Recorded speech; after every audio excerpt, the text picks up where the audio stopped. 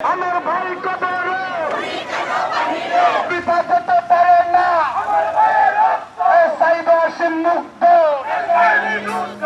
গত ৫ আগস্টের পর নিষিদ্ধ ঘোষিত ছাত্র সংগঠন ছাত্রলীগের বিচার দাবিতে রাজপথে ছাত্রদল।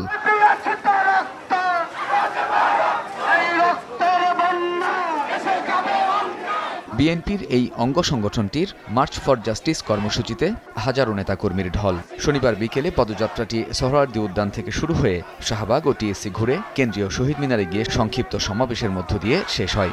সন্ত্রাসী সংগঠন, নিষিদ্ধ সংগঠন ছাত্রলীগের জুলাই আগস্টে যে হত্যাকাণ্ড চালিয়েছে, ছাত্রদের উপর যে অত্যাচার করেছে, তার দৃশ্যমান কোনো পদক্ষেপ আমরা এই সরকারের পক্ষ থেকে দেখতে পাই না।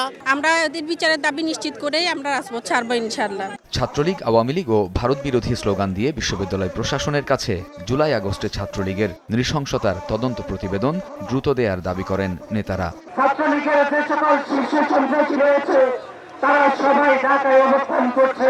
এই অন্তর্বর্তীকালীন সরকারের প্রতি আমরা একটা আহ্বান জানাবো যে অতি দ্রুত সময়ে সেই কোন সংগঠন ছাত্রলীগের প্রত্যেকটি নেতা কর্মীকে গ্রেফতারের দাবি জানাচ্ছি। আজকে প্রায় 5.5 মাস অতিবাহিত হয়েছে, আমরা ঢাকা বিশ্ববিদ্যালয়ের কোনো তদন্ত প্রতিবেদন পাইনি, আমরা জাহাঙ্গীরনগর বিশ্ববিদ্যালয়ের কোনো তদন্ত প্রতিবেদন পাইনি, আমরা বাংলাদেশের একটি শিক্ষা প্রতিষ্ঠানের কোনো তদন্ত রিপোর্ট আলোর মুখ দেখিনি।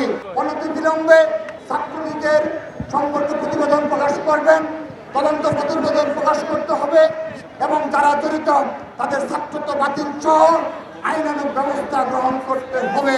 ছাত্রলীগের বিচার বিলম্বের পাঁয়তারা করলে আরও কঠোর কর্মসূচির হুঁশিয়ারি দেয় ছাত্রদল।